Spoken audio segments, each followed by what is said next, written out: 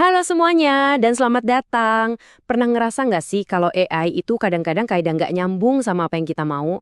Nah, dalam beberapa menit ke depan, kita bakal ubah itu semua. Kita akan belajar cara ngobrol sama AI secara lebih efektif atau yang kerennya disebut prompt engineering. Sering kan kita udah nanya panjang lebar ke AI, berharap dapat jawaban yang brilian, yang keluar malah respons yang umum banget dan gak ngebantu sama sekali. Kalau Anda pernah ngalamin ini, tenang, Anda nggak sendirian kok. Tapi jangan khawatir, solusinya ada. Dalam 5 menit ke depan, kita bakal jembatanin kesenjangan komunikasi dengan AI. Kita akan cari tahu apa itu prompt engineering, kita bongkar resep buat bikin prompt yang sempurna, lihat contoh praktisnya, dan yang paling penting, kita lihat gimana semua ini bisa membuka potensi belajar yang luar biasa. Jadi, sebenarnya masalahnya di mana sih? Seringkali masalahnya itu bukan di AI-nya, tapi di cara kita ngomong sama dia. Ada semacam gap komunikasi di sini, dan kuncinya untuk menutup gap itu, ya ada di tangan kita. Lantas, gimana caranya kita menjembatani kesenjangan itu? Jawabannya ada di satu konsep kunci yang bakal kita kupas tuntas hari ini, yang kita sebut prompt engineering. Nah, ini dia solusinya. Prompt engineering.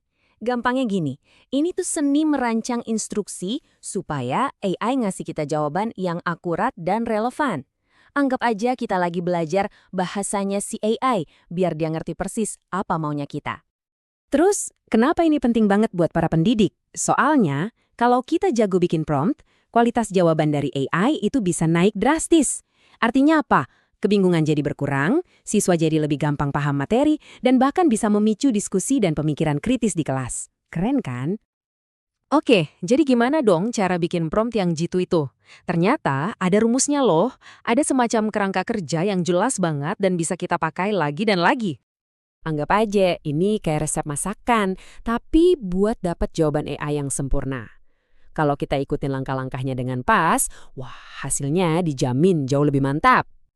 Nah, ini dia resepnya. Ada 5 bahan utama. Pertama, persona. Kasih peran ke si AI, dia harus jadi siapa. Kedua, konteks, kasih tahu latar belakang ceritanya. Ketiga, perintah. Kasih instruksi yang jelas, to the point. Keempat, input. Kasih data atau bahan spesifiknya. Dan yang terakhir, output. Jelasin hasil akhirnya maunya kayak gimana. Cukup teorinya, sekarang gimana kalau kita lihat langsung resep ini beraksi di dunia nyata ya?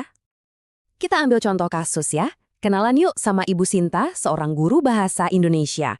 Beliau ini mau pakai AI untuk membuat contoh teks narasi buat murid-muridnya di kelas. Nah, gini nih cara Ibu Sinta meracik promptnya pakai 5 komponen tadi. Untuk persona, dia minta AI-nya jadi guru bahasa Indonesia ahli. Jelas kan? Buat konteksnya, dia bilang lagi nyiapin pelajaran teks narasi. Perintahnya juga lugas banget. Buat contoh teks narasi pendek. Inputnya spesifik, temanya persahabatan dan targetnya anak SMP. Dan terakhir, output yang dia mau juga super detail. Satu paragraf aja, bahasanya yang simple, dan panjangnya sekitar 150 kata. Kelihatan kan bedanya? Dengan prompt yang terstruktur kayak gini, nggak ada lagi tuh ruang buat salah paham. Si AI jadi tahu persis, oke, saya harus jadi ini, tujuannya ini, tugasnya ini, dan hasilnya harus begini.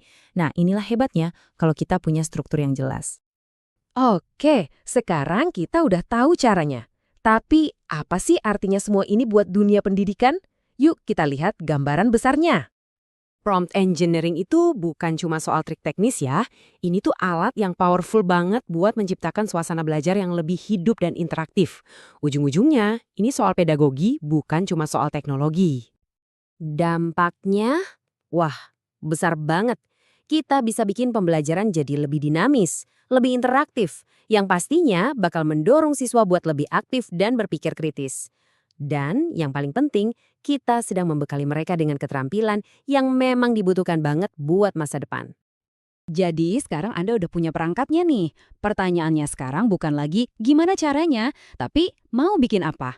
Kira-kira pengalaman belajar baru sekeren apa yang akan Anda ciptakan dengan kemampuan baru ini?